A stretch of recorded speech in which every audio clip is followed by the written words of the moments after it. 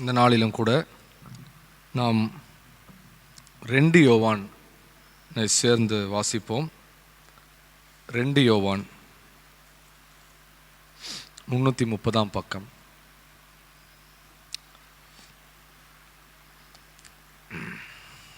நமக்குள் நிலை நிற்கிறதும் என்றென்றைக்கும் நம்மோடு இருப்பதுமாகிய சத்தியத்தின் நிமித்தம் நான் மாத்திரமல்ல, சத்தியத்தை அறிந்திருக்கிற யாவரும் சத்தியத்தின்படி நேசித்திருக்கிறவளும் தெரிந்து கொள்ளப்பட்டவளுமாகிய அம்மாளுக்கும் அவளுடைய பிள்ளைகளுக்கும் மூப்பனாகிய நான் எழுதுகிறதாவது, பிதாவாகிய தேவனாலும் பிதாவின் குமாரனாகிய கர்த்தராகிய இயேசு கிறிஸ்துவினாலும் கிருபையும் இரக்கமும் சமாதானமும் சத்தியத்தோடும் அன்போடும் கூட உங்களோடு இருப்பதாக.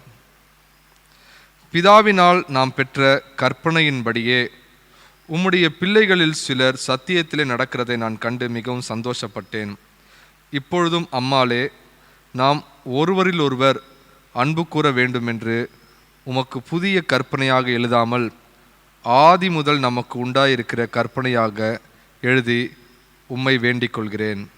நாம் அவருடைய கற்பனைகளின்படி நடப்பதே அன்பு. நீங்கள் ஆதி முதல் கேட்டிருக்கிறபடி நடந்து கொள்ள வேண்டிய கற்பனை இதுவே. மாம்சத்தில் வந்த இயேசு கிறிஸ்துவை அறிக்கை பண்ணாத அநேக வஞ்சகர் உலகத்திலே தோன்றியிருக்கிறார்கள். இப்படிப்பட்டவனே வஞ்சகனும் அந்தி கிறிஸ்துவுமாயிருக்கிறான். உங்கள் செய்கைகளின் பலனை இழந்து போகாமல் பூரண பலனை பெறும்படிக்கு எச்சரிக்கையாயிருங்கள். கிறிஸ்துவின் உபதேசத்திலே நிலைத்திராமல் மீறி நடக்கிற எவனும் தேவனை உடையவன் அல்ல. கிறிஸ்துவின் உபதேசத்தில் நிலைத்திருக்கிறவனோ பிதாவையும் குமாரனையும் உடையவன். ஒருவன் உங்களிடத்தில் வந்து இந்த உபதேசத்தை கொண்டு வராமல் இருந்தால் அவனை உங்கள் வீட்டிலே ஏற்றுக்கொள்ளாமலும் அவனுக்கு வாழ்த்துதல் சொல்லாமலும் இருங்கள். அவனுக்கு வாழ்த்துதல் சொல்லுகிறவன் அவனுடைய துர்க்கிரியைகளுக்கும் பங்குள்ளவனாயிருக்கிறான். உங்களுக்கு எழுத வேண்டிய காரியங்கள் அநேகம் உண்டு. காகிதத்தினாலும் மையினாலும் அவைகளை எழுத எனக்கு மனதில்லை. உங்களுடைய சந்தோஷம் நிறைவாய் இருக்கும்படிக்கு உங்களிடத்தில் வந்து முகமுகமாய் பேசலாம் என்று நம்பியிருக்கிறேன். தெரிந்து கொள்ளப்பட்ட உம்முடைய சகோதரின் பிள்ளைகள் உமக்கு வாழ்த்துதல் சொல்லுகிறார்கள். ஆமேன். இந்த நாளிலும் கூட நாம் வாசிக்க கேட்ட இந்த 2 யோவான், இது பைபிளில் இருக்கிற மிக சிறிய ஒரு புத்தகம். பைபிளில் இருக்கிறதுலையே மிக சிறிய புத்தகம். ஏன்னா ஒரே ஒரு அதிகாரம் இருக்கிற புத்தகம் இருக்குது. 2 யோவான் இருக்குது, 3 யோவான் இருக்குது, யூதா இருக்குது. ஆனால் இவை எல்லாத்துலேயுமே சிறிய ஒரு புத்தகம்னா 2 யோவான் தான். ஏன்னா இதில் 13 வசனம் தான் இருக்குது. 3 யோவானில் பார்த்தீங்கன்னா 14 வசனம் இருக்கும். இப்போ இந்த 2 யோவானில் பார்த்தீங்கன்னா இதில் அம்மாள் என்னப்படுகிற ஒரு தாயை குறித்து இங்கு யோவான் பேசுகிறார். அம்மாளை குறித்து என்ன சொல்லுகிறார்?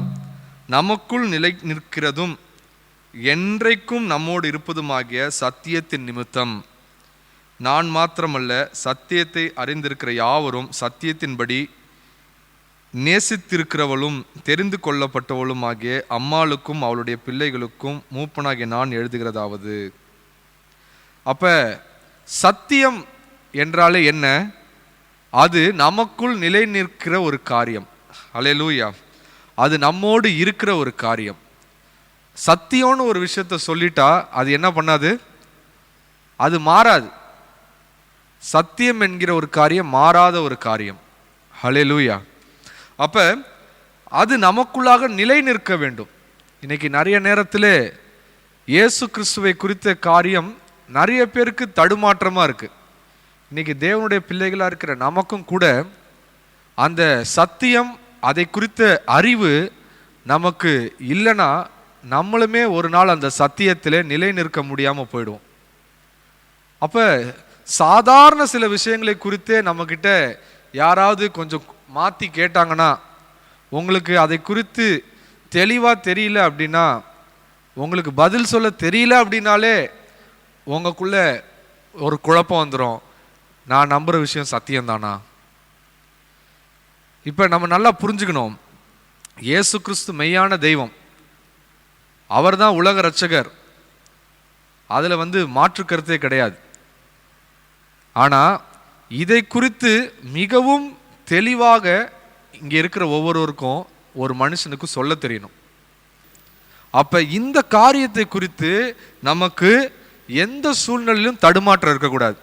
மற்றபடி இதில் இவ்வளோ பெரிய புத்தகத்தில் எனக்கு சவுலை பற்றி கேட்டால் எனக்கு தெரியாமல் இருக்குதா, பரவாயில்ல, ஒன்றும் பிரச்சனை கிடையாது. சாலமோனை பற்றி ஏதாவது கேட்குறாங்களா, எனக்கு தெரியலையா, பிரச்சனை கிடையாது. ஆனால் இயேசு கிறிஸ்துவை பற்றியும் நித்தியத்தை குறித்தும் கேட்டால் அதில் நம்ம உறுதியாக இருக்கணும். ஹல்லேலூயா. ஏன்னா மற்றவங்க எல்லாம் இதில் மனுஷங்க, ஆனால் இயேசு கிறிஸ்து யார் கிடையாது, ஒரு சாதாரண மனுஷங்க கிடையாது. ஹல்லேலூயா, ஹல்லேலூயா. அப்போ இயேசு கிறிஸ்து 100% மனிதனாகவும் இருந்தார், 100% கடவுளாகவும் இருந்தார். ஹல்லேலூயா. உடனே நம்மளை பார்த்து ஒருத்தர் கேட்கலாம், அது எப்படி முடியும்? அப்போ நம்ம சொல்லணும், ஒன்னாலேயும் என்னாலேயும் முடியாது, கடவுளால் அது முடியும், அதனால தான் அவர் கடவுள். ஹல்லேலூயா. என்னதுங்க? உங்களாலேயும் எங்களாலேயும் அது முடியாது, ஆனால் கடவுளால் முடியும், அதனால தான் அவர் கடவுள். ஹல்லேலூயா, ஹல்லேலூயா.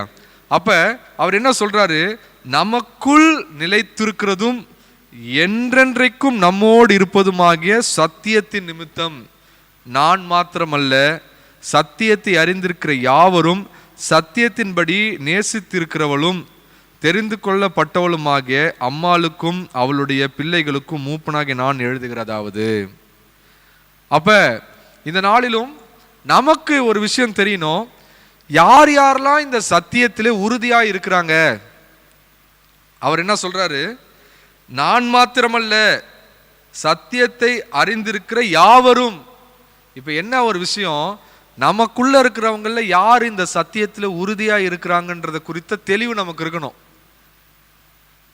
நம்மளோட இங்க இருக்கிற ஒரு 10 பேர் இருக்கிறாங்கன்னா, அந்த 10 பேருக்குள்ள எவ்வளவு இந்த சத்தியத்தை குறித்து அவங்க உறுதியா இருக்கிறாங்க, யாருக்கு இதுல தடுமாற்றம் இருக்கு, யாருக்கு இதுல நம்பிக்கை இல்லை அப்படின்றதை குறித்து நமக்கு ஒரு தெளிவு இருக்கணும். நான் பைபிள் காலேஜ் படித்தப்ப அங்கே பைபிள் காலேஜுக்கே வந்துடுவாங்க, ஆனால் அதில் இருக்கிற எல்லாருமே பைபிளில் இருக்கிற அவ்வளோ விஷயத்தையும் முழுசாக நம்ப மாட்டாங்க.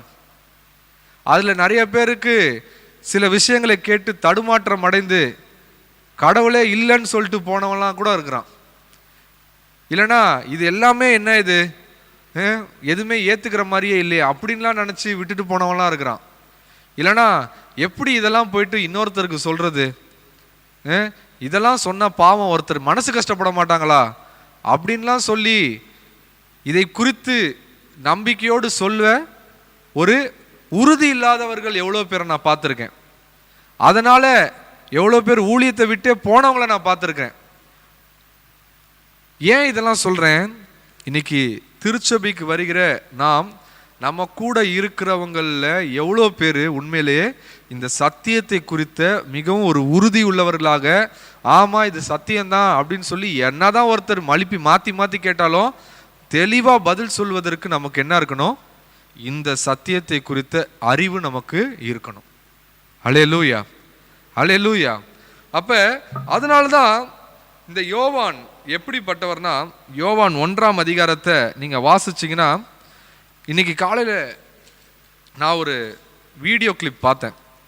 அதில் யோவான் இந்த சுவிசேஷத்தை எழுதும் பொழுது அவர் எப்படிப்பட்ட ஒரு மனநிலைமையோடு எழுதியிருந்திருப்பார் அப்படின்றத அதில் ரொம்ப அழகாக அந்த படத்தை எடுத்தவங்க அதில் சொல்லியிருந்தாங்க. அதாவது யோவான் 1ஆம் அதிகாரத்திலே அதில் இப்படியாவது சொல்லப்படுகிறது, ஆதியிலே வார்த்தை இருந்தது, அந்த வார்த்தை தேவனிடத்தில் இருந்தது, அந்த வார்த்தை தேவனாய் இருந்தது, அவர் ஆதியிலே தேவனோடு இருந்தார், சகலமும் அவர் மூலமாய் உண்டாயிற்று, உண்டானதொன்றும் அவராலே அல்லாமல் உண்டாகவில்லை, அவருக்குள் ஜீவன் இருந்தது, அந்த ஜீவன் மனுஷருக்கு ஒளியாய் இருந்தது, அந்த ஒளி இருளிலே பிரகாசிக்கிறது, இருளானது அதை பற்றி கொள்ளவில்லை, தேவனால் அனுப்பப்பட்ட ஒரு மனுஷன் இருந்தான், அவன் பேர் யோவான். ஓகே, இப்போ என்ன, இந்த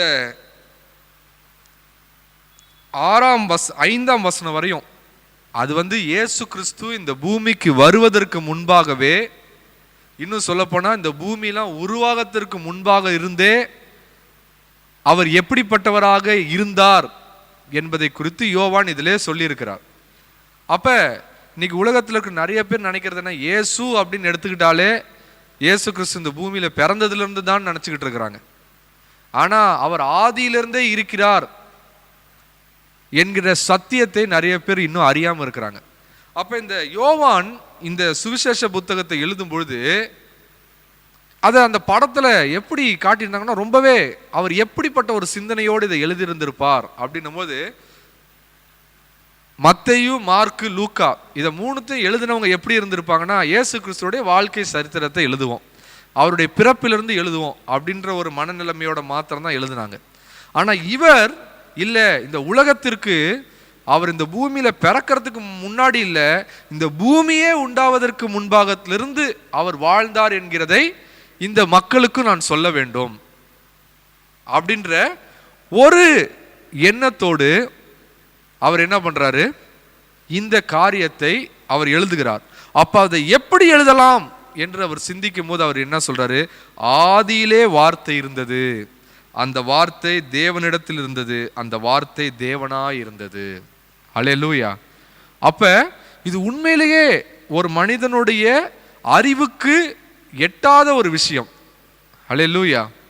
உண்மையிலே என்ன கேட்டா நான் இப்படிதான் சொல்லுவேன், கடவுள் என்னுடைய அறிவுக்கு எட்டாதவர். அல்லேலூயா. என்னால் அவரை புரிஞ்சு கொள்ள முடியுமானா அதுக்கு வாய்ப்பே கிடையாது. அதற்கு நடுவில் கடவுள் நான் எவ்வளோ புரிஞ்சுக்கணுமோ அதை எனக்கு இந்த வேதத்தில் சொல்லியிருக்கிறார். அல்லேலூயா.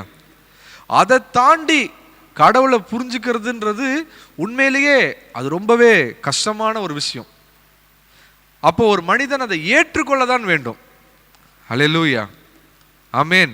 அப்போ புரிஞ்சிக்க முடியாத ஒரு விஷயத்தை ஏற்றுக்கொள்ள வேண்டும். அல்லேலூயா. அப்ப இன்னைக்கு கர்த்தர் சொல்லுகிற ஒரு காரியம் என்ன, அவர் ஆதியிலே இருந்தார், அவர் வார்த்தையாக இருந்தார், அவர் தேவனோடு இருந்தார், அவரே தேவனாக இருந்தார் என்பதை அவ்வளோ ஈஸியா ஒரு மனுஷன் அப்படியே ஒத்துக்கிட்டு அந்த மனுஷன் வாழ முடியாது. ஆனால் அந்த தேவன் அதை ஏற்றுக்கொள்வதற்காக என்ன பண்ணுகிறார், நம்முடைய பாவங்களை மன்னித்து நமக்கு ஒரு விடுதலையை தரும்பொழுது நம்மால உணர முடியுது, இவர் உண்மைதான், அவர் உண்மைதான் என்பதை நாம் நம்முடைய வாழ்க்கையில உணர்ந்தபடியினால், அனுபவித்தபடியினால் அவரை பற்றி சொல்லப்பட்டவைகளை நாம் ஏற்றுக்கொள்கிறோம்.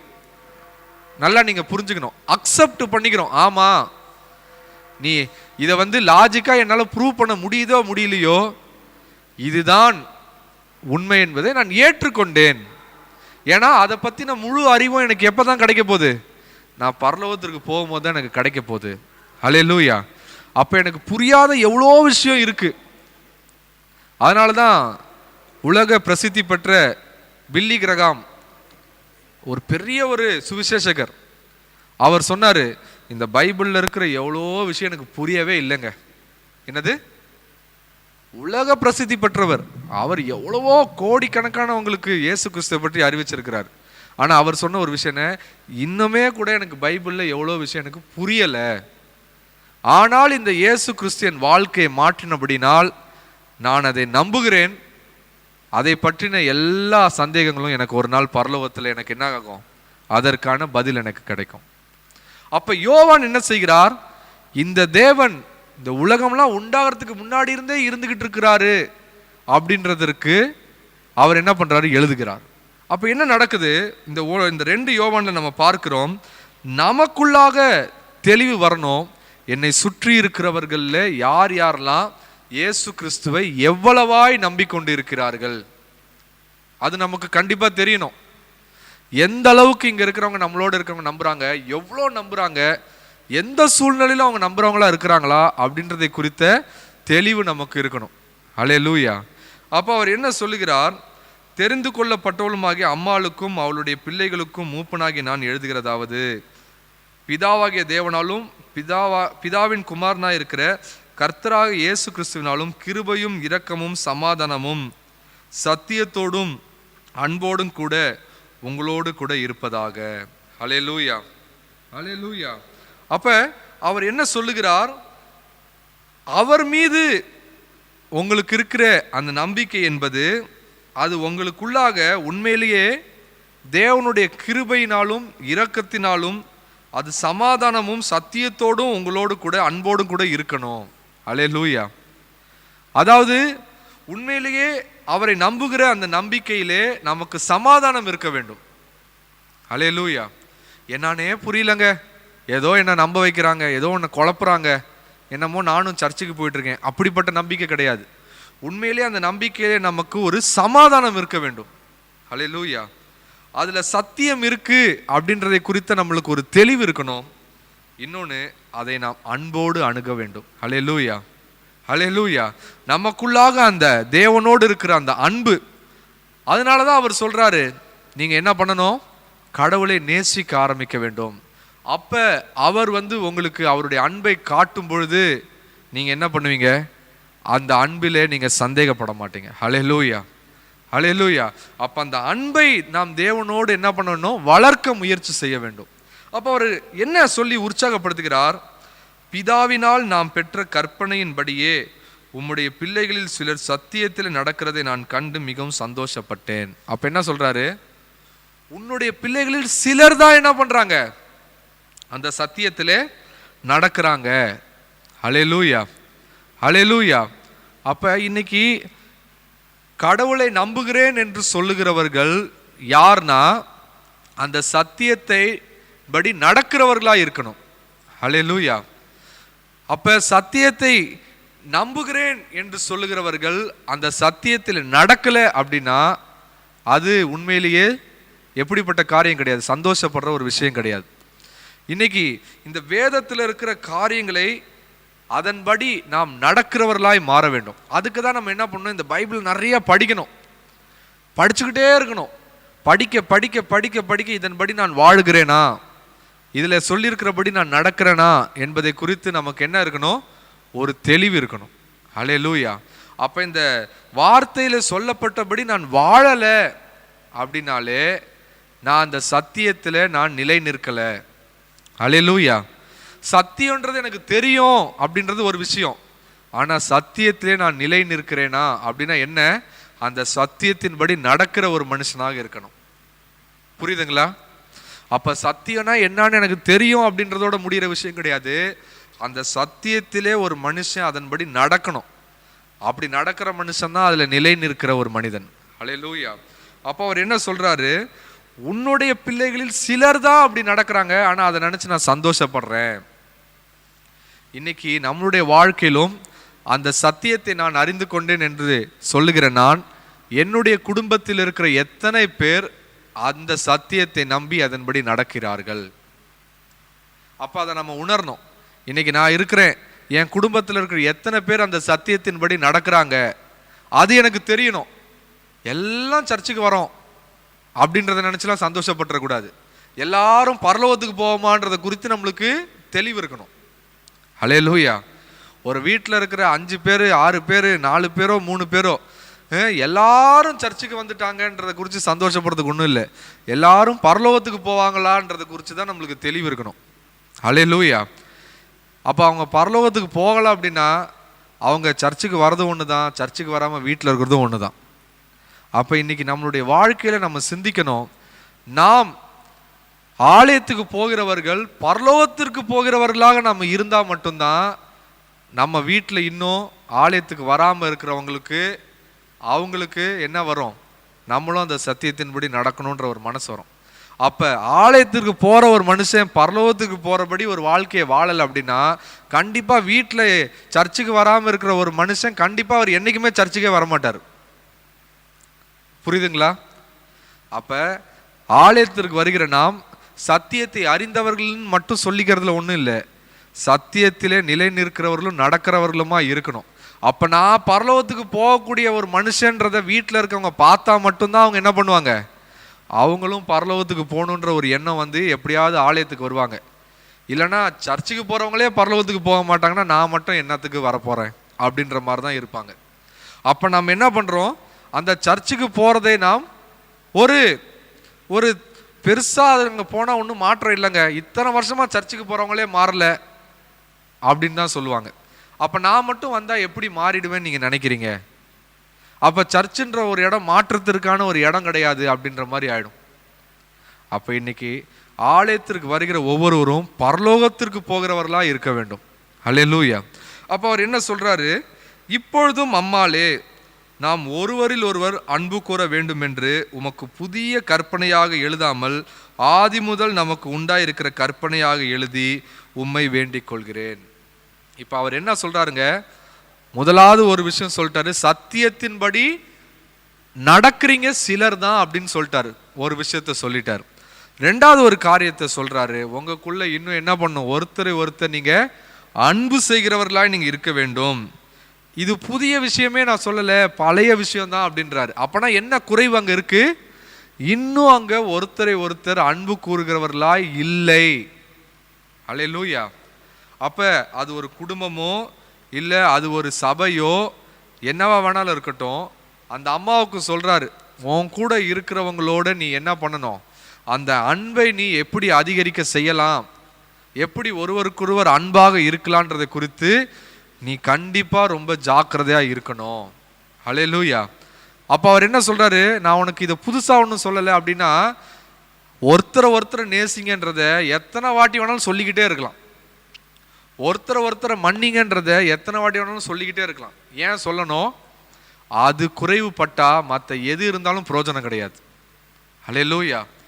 எவ்வளோதான் வீட்டில் எல்லா பொருளும் இருந்து, சாப்பிட்றதுக்கு சாப்பாடு இருந்து, எல்லாம் இருந்தோம், ஒருவரை ஒருவர் நேசிக்கிற ஒரு காரியம் அந்த இடத்துல இல்லைன்னா பிரயோஜனமே இல்லை. ஏன்னா அந்த அன்பு இல்லாத மனிதன் பரலோகத்திற்கு போவது என்பது மிகுந்த ஒரு கடினமான ஒரு விஷயம். அப்போ அன்பு இல்லாமல் இருக்க ஒரு சூழ்நிலை இருக்குமானால் நம்ம பரலோகத்திற்கு போவதற்கு அது தடையாக மாறிவிடும். அல்லேலூயா. அப்போ இங்கே என்ன செய்ய வேண்டியது அவசியமாக இருக்கு? இந்த கற்பனையை நீ எப்படியாவது கடைபிடிக்க செய்யணும். அல்லேலூயா. அல்லேலூயா. இன்னைக்கும் சர்ச்சுக்கு வரீங்க, உண்மையிலேயே இங்கே இருக்கிற எல்லாரோடும் நம்ம என்ன பண்ணணும், கூடுமான மட்டும் சமாதானமாக இருக்க முயற்சி செஞ்சே ஆகணும். அல்லேலூயா. நம்ம மறுபடியும் சிந்திக்கணும், நான் இங்கே இருக்கிற யாரோடையும் எனக்கு பிரச்சனை இல்லாமல் தானே வாழ்ந்துக்கிட்டு இருக்கேன், எங்கள் வீட்டில் இருக்கிற எல்லாரோடையும் நான் பிரச்சனை இல்லாமல் தானே வாழ்ந்துக்கிட்டு இருக்கேன்றதை குறித்து தெளிவு இருக்கணும். அப்போ இது எப்படி நம்ம இதை அறியலாம்? யாரோடையும் பேசாமலே இருந்தால் எனக்கு பிரச்சனையே வராது, அப்படி கிடையாது. எல்லாரோடையும் பழகணும். எல்லாரோடையும் பழகும் போது எப்படி பிரச்சனை இல்லாமல் பழகிறது அதை குறித்து நம்ம மறுபடியும் முயற்சி செஞ்சுக்கிட்டே இருக்கணும். அல்லேலூயா. ஏன் இதை சொல்றேன்னா, சில நேரத்திலே ஏன் தேவன் திருச்சபையில எண்ணிக்கையை அதிகரிக்காதபடி வைத்திருக்கிறார்? இருக்கிறவங்களுக்குள்ளே என்ன இருக்க மாட்டேங்குது, ஒரு சமாதானம் இருக்க மாட்டேங்குது. அல்லேலூயா. இருக்கிறவங்களுக்குள்ளே அன்பு இல்லாததுனால அந்த ஐக்கியத்திலே புதிதாக யாரும் சேர முடியாதபடியான ஒரு சூழ்நிலை. அன்பு இருக்கிற இடத்துல அந்த அன்பு வளர ஆரம்பிக்கும். சண்டை சச்சரவு இருக்கிற இடத்துல இன்னும் உறவுகள் முறிந்து கொண்டே தான் போகும். அப்போ புதுசாக ஒருத்தர் இணைய முடியாது. அப்போ இங்கே இருக்கிற சிலராக இருந்தாலும் இன்னைக்கு இந்த வார்த்தை கேட்க வந்திருக்கிற நீங்கள் முடிந்த மட்டும் எவ்வளோ பேரோட நல்லா பழகுறீங்கன்றதை நீங்கள் யோசித்து பார்க்கணும். எவ்வளோ பேரோட நல்லா அன்பாக பேசுகிறீங்க, எவ்வளோ பேருக்காக நீங்கள் நல்லா ஜெபிக்கிறீங்க, எவ்வளோ பேரை பற்றி நல்லதை மட்டுமே நீங்கள் பேசுகிறீங்க. இதை இன்னும் இப்படி சொல்கிறேனே, ஒருத்தரை பற்றின கெட்டதை நீங்கள் இன்னொருத்தர்கிட்ட பேசவே கூடாது. என்னது? ஒருத்தர்கிட்ட இருக்க குறையோ ஒருத்தர்கிட்ட இருக்கிற தப்பை பற்றி நீங்கள் இன்னொருத்தர்கிட்ட பேசவே கூடாது. ஜபம் மட்டும்தான் அதுக்காக பண்ணணும். ஆனால் நல்லதை பற்றி நீங்கள் எவ்வளோ பேர்கிட்ட வேணாலும் சொல்லுங்கள். ஆனால் ஒருத்தர்கிட்ட இருக்க கெட்டதுக்காக நீங்கள் ஜெபிக்க மட்டும்தான் செய்யணுமே தவிர அதை ஒரு நபர்கிட்ட சொல்லவே கூடாது.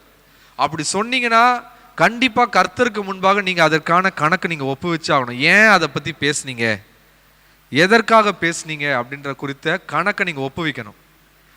அப்போ இந்த நாளிலும் கூட இந்த திருச்சபையிலே நீங்கள் முடிந்தவரை எல்லாரோடையும் நல்ல சந்தோஷமாய் சமாதானமாய் நீங்கள் நல்லா பேசுகிறவங்களா மாறணும். உங்களுக்குள்ள அன்பு அதிகரிக்கணும். அப்போ அவர் என்ன சொல்றாருங்க, முன்னாடி சொன்னாரு சத்தியத்திலே நிலை நிற்கிறது, நடக்கிறது அப்படின்ற ஒரு காரியத்தை பற்றி சொன்னார். அடுத்து என்ன சொல்கிறார்?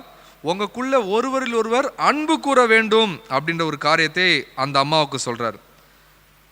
நாம் அவருடைய கற்பனைகளின்படி நடப்பதே அன்பு, நீங்கள் ஆதி முதல் கேட்டிருக்கிறபடி நடந்து கொள்ள வேண்டிய கற்பனை இதுவே. ஹல்லேலூயா. அப்ப உண்மையிலேயே உங்களுக்கு அன்பா எப்படி நடக்கிறதுன்னு உங்களுக்கு தெரியலையா? அப்பனா நீங்க என்ன பண்ணணும், பைபிள்ல இருக்கிற வார்த்தைகளின்படி நடக்க முயற்சி செய்யணும். அவர் என்ன சொல்வார்? பைபிள்ல இருக்க வார்த்தை என்ன? ஒருவரை ஒருவர் மன்னியுங்கள். அன்புனா என்ன? அப்போ மன்னிக்க தெரிஞ்சாதான் அன்பு. அப்ப இதுல பெருசா ஒன்றும் சொல்ற, எவ்வளோ பெரிய மலை போல பிரச்சனை கூட ஒரு நிமிஷத்துல முடிச்சிடலான்னா மன்னிச்சா முடிஞ்சிடும். ஹல்லேலூயா. விட்டு கொடுத்தா முடிஞ்சிடும். இதுல வேற அதிகமா சொல்றதுக்கு வேற ஒண்ணுமே கிடையாது. அப்ப நேசியுங்கள் அப்படின்னா நேசிக்குன்னு சொன்னும் போதே அதுல மன்னிப்பு இருக்கு, அவ்வளவுதான். அப்ப மன்னிச்சா ஒரு மனுஷனை மறுபடியும் நேசிக்க முடியும். ஹல்லேலூயா, ஹல்லேலூயா. அப்ப மன்னிக்கலைன்னா நீங்க கடைசி வரையும் ஒருத்தரை நேசிக்கவே முடியாது. இதுல அதிகமா சொல்றதுக்கு ஒண்ணுமே கிடையாது. அப்ப அன்பு கூறுறன்னு சொல்றவங்க மன்னிக்கிற. அதனாலதான் யோவான் 20ஆம் அதிகாரத்திலே அவர் என்ன சொல்றாரு, இயேசு கிறிஸ்து உயிர் தெழுந்து வந்த உடனேயே அவருடைய சீஷர்களுக்கு அவர் என்ன சொல்றாரு, 22ஆம் வசனத்துல, யோவான் 20:22ஆம் வசனத்துல சொல்லப்படுகிறது, அவர்கள் மேல் ஊதி பரிசுத்த ஆவியை பெற்றுக்கொள்ளுங்கள், எவர்களுடைய பாவங்களை மன்னிக்கிறீர்களோ அவைகள் அவர்களுக்கு மன்னிக்கப்படும், எவர்களுடைய பாவங்களை மன்னியாதிருக்கிறீர்களோ அவைகள் அவர்களுக்கு மன்னிக்கப்படாதிருக்கும் என்றார். அப்பனா என்ன? அவர் சொன்ன முதல் கட்டளை என்ன? பரிசுத்த ஆவியை பெற்றுக்கொண்ட நீ மன்னிக்கணும். ஹல்லேலூயா. அப்ப மன்னிக்கல அப்படின்னாலே ஏன்ற ஒரு கேள்விக்கு பதில் உங்ககிட்ட இருக்கணும். ஏன் ஒருவரை மன்னிக்கவில்லை? அப்ப மன்னிப்புனால என்ன? ஒரு மனுஷன் தப்பு செஞ்சிருக்கான் தான், அவன் எவ்வளோ பெரிய தப்பு செஞ்சுட்டான் தெரியுமா அப்படின்றது, எவ்வளோ பெரிய தப்பு செஞ்சிருந்தாலும் நம்மளுக்கு என்ன தெரியணும்? ஆமா, அவன் தப்பு செஞ்சிருக்கிறான், அதை நியாயனே யாரும் சொல்லலை. அவன் தப்பு செஞ்சிருக்கான்னு தெரிஞ்சுதான் என்ன சொல்றாரு, அவனை மன்னி அப்படின்றாரு. அவன் நல்லவன் அதனால மன்னிச்சுன்ற சொல்றாங்க இல்லை, அவன் தப்பு செஞ்சிருக்கான், அவனை மன்னி அப்படின்றார். ஹல்லேலூயா, ஹல்லேலூயா. அப்ப இந்த நாளிலும் கூட தேவன் சொல்லுகிற ஒரு காரியம் என்ன? அன்பு கூற வேண்டும். அதனாலதான் அவர் தெளிவா சொல்லிட்டார், எதிரியை நேசி அப்படின்ட்டாரு. நண்பனை நேசின்னு சொன்னது யார் வேணாலும் சொல்லலாம். அதனாலதான் இயேசு கிறிஸ்து என்ன சொன்னாருங்க, உன்னுடைய எதிரியை நேசி அப்படின்னாரு. அப்ப எதிரியை நேசினா அவன் யாருன்னு? எனக்கு சந்தோஷமான விஷயத்த செய்யறவனா கிடையாது, எனக்கு தீமையை செய்கிற ஒரு மனுஷன் தான் அவன், அவனை தான் நேசி அப்படின்றார். அப்ப அவனை எப்படி நேசிக்கலாம்? அவனுக்காக ஜெபம் பண்ணணும், அவன்கிட்ட இருக்க தப்புக்காக, அவனுக்கு இருக்க பாவத்திற்காக, அவன்கிட்ட இருக்க எல்லா அக்கிரம அநியாயத்திற்காக ஜெபம் பண்ணணும். இயேசுவே அவனை திருத்துங்க, அவன் மாறணும். என்னைக்கு உங்களுடைய எதிரியெல்லாம் நல்லவனா மாறிட்டானோ அதுதான் உண்மையிலேயே உங்களுடைய ஜெபத்திற்கான வெற்றி. ஹல்லேலூயா. அப்ப அநியாயம் பண்றவங்களை சுத்தி உங்களுக்கு எதிராக செயல்பட்டவன் எல்லாம் மாறி அவன் நல்லவனா மாறணுன்றதுக்கான ஜெபம் உங்க வாழ்க்கையில அதிகரிக்கணும். அப்ப என்ன நடக்குது? அப்ப அவர் என்ன சொல்றாரு? முதலாவது காரியம் என்ன சொன்னேன்? சத்தியத்தின்படி நடக்கணும். அடுத்தது கற்பனைகளின்படி நடப்பது அன்பு அப்படின்றாரு. ஃபர்ஸ்ட் சத்தியத்தின்படி நடக்கணும் அப்படின்றாரு. ஓகே, அடுத்து என்னன்றாரு? கற்பனைகளின்படி நடப்பது. ஓகே, ரெண்டு விஷயம். 4ஆம் வசனத்துல இருக்கு, சத்தியத்திலே நடக்கிறதை நான் கண்டு மிகவும் சந்தோஷப்பட்டேன். இங்க 6ஆம் வசனத்துல என்ன இருக்கு? கற்பனைகளின்படி நடப்பது. ரெண்டு விஷயம் ஆயிடுச்சு. அடுத்து 7ஆம் வசனத்துல பார்த்தீங்கன்னா, மாம்சத்தில் வந்த இயேசு கிறிஸ்துவை அறிக்கை பண்ணாத அநேக வஞ்சகர் உலகத்திலே தோன்றி இருக்கிறார்கள், இப்படிப்பட்டவனே வஞ்சகனும் அந்தி கிறிஸ்துவுமா இருக்கிறான். உங்கள் செய்கைகளின் பலனை இழந்து போகாமல் பூரண பலனை பெறும்படிக்கு எச்சரிக்கையாயிருங்கள். கிறிஸ்துவின் உபதேசத்தில் நிலைத்திராமல் மீறி நடக்கிற எவனும் தேவனுடையவன் அல்ல. கிறிஸ்துவின் உபதேசத்தில் நிலைத்திருக்கிறவனோ பிதாவையும் குமாரனையும் உடையவன். அப்ப இங்க அவர் என்ன சொல்றாரு? உபதேசத்தில் நிலைத்திருக்கிறவன். ஹல்லேலூயா. அப்ப அவர் என்ன சொல்றாரு? உங்க கூட பழகிறவன்ல யாராவது இயேசு கிறிஸ்துவை விட்டுட்டு நல்லது செய்யறத பத்தியே உயர்த்தி பேசிக்கிட்டு இருக்கிறான், கடவுள்லாம் வேணாங்க, கடவுள் இருந்தாதான் ஒரு மனுஷன் நல்லது செய்யணுமா? கடவுள் இல்லாமலே நல்லது செய்யலாம். எதுக்கு கடவுளை பற்றி பேசிக்கிட்டு தேவையில்லாமல் நம்மளுக்குள்ள ஒரு மனஸ்தாபம்? கடவுளை பற்றி விட்டுருவோமே, நல்லது செய்வோம், 4 பேருக்கு நல்லது செய்வோம் அப்படின்னா, அப்படிப்பட்ட நபர்களிருந்து நீங்கள் என்ன பண்ணுங்க? ஒதுங்குங்க. என்னது? அவ்வளோதான். இன்னைக்கு எவ்வளோ பேர் என்ன பண்ணுறான், நம்ம சேர்ந்து நல்லது செய்வோம், கடவுளை பற்றிலாம் வேணாம், பேச வேணாம். அப்போ நம்ம உடனே சொல்லுவோம், அவர் ரொம்ப நல்ல மனுஷங்க, நிறைய நல்லது பண்ணுறாரு, ஆனால் கடவுளை பற்றிலாம் பேசுறது வேண்டாம் அப்படின்றாருன்னா, அப்படிப்பட்ட உறவே நம்மளுக்கு வேண்டான்றேன். அப்படின்னா என்ன? முறைச்சிக்கிட்டு போக சொல்லலை, அவங்களோடு கூட இருக்கிற உறவை நீங்கள் என்ன பண்ண வேணாம், ரொம்ப அதிகரிக்க வேணாம். ஏன்னா அவங்களோட பழக பழக உங்களுக்கும் அதே மாதிரி ஒரு மனசு வந்துடும், ஒரு புத்தி வந்துடும். ஆமாங்க, யாருக்கிட்ட பேசினாலும் கடவுளை பற்றி பேசாமல் பழகினோம்னா அந்த உறவு நல்லா இருக்கு அப்படின்னா நீங்கள் கடைசி வரையும் சுவிசேஷத்தையும் அறிவிக்க முடியாது. அல்லேலூயா. அப்போ இன்னைக்கு இருக்கிற ஒரு சத்ருவனுடைய ஒரு பெரிய ஒரு வஞ்சகமே என்ன? கடவுளுன்ற ஒரு வார்த்தையை எடுத்துட்டு நீ என்ன வேணாலும் பண்ணு. அப்போ அந்தி கிறிஸ்துவினுடைய ஆவி என்னது? இயேசு கிறிஸ்துவை ஒதுக்கிட்டு மற்ற எல்லா நல்ல காரியங்களையும் பண்ணினா ஓகே. அப்போ அந்தி கிறிஸ்து ஆவின்றது என்ன? அவன் நம்மளை அழிக்கிறவனா அப்படின்னா அந்தி கிறிஸ்து ஆவின்றது என்னது? அவன் இயேசு கிறிஸ்துவை விட்டுட்டு எப்படி செயல்படலாம், இயேசு கிறிஸ்து இல்லாமல் எப்படி இந்த பூமியில் நல்லவனா வாழலாம், இயேசு கிறிஸ்து இல்லாமல் இந்த பூமியில் எப்படி சமாதானமாக வாழலான்னு கற்றுக் கொடுக்கிறவன். அப்போ அந்த மாதிரியான ஆவி உடையவர்கள் யாரு? அவர்கள் தான் அந்தி கிறிஸ்து. அப்போ இந்த நாளிலே நம்ம புரிஞ்சுக்கொள்ளணும், அந்த அந்தி கிறிஸ்து ஆவியை நாம் கண்டு கொள்ளுகிறவர்களாக இருக்கணும். அல்லேலூயா. அப்போ அந்த அந்தி கிறிஸ்து ஆவி என்ன பண்ணும்? அந்த உபதேசத்தில் நம்மளை நடக்கவே விடாது. அல்லேலூயா. உபதேசத்தில் நடக்க விடாது.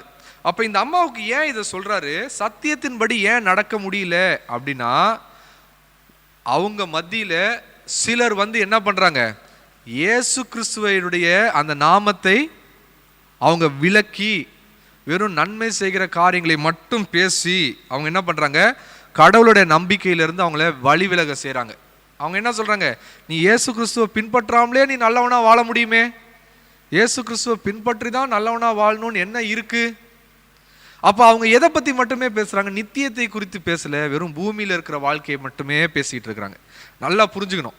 நம்ம கேட்கணும், சரிங்க, இயேசு கிறிஸ்துவை விட்டுட்டு நல்லவனா இந்த பூமியில் வாழ்கிறதுனால நான் நித்தியத்திற்கு போவதற்கு என்ன வழி?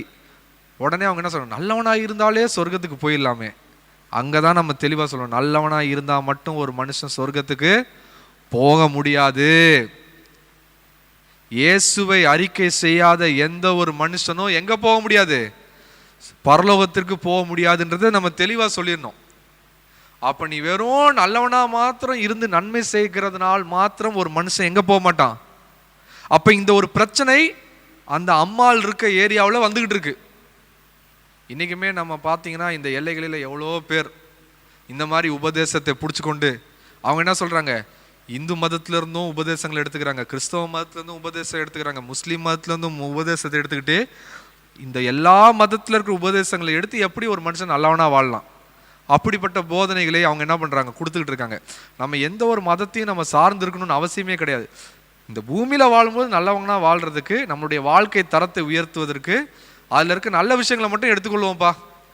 ரொம்ப அப்படியே ஆழமாக உடனே அந்த மதத்தின் பின்னணியிலாம் போக வேணாம்.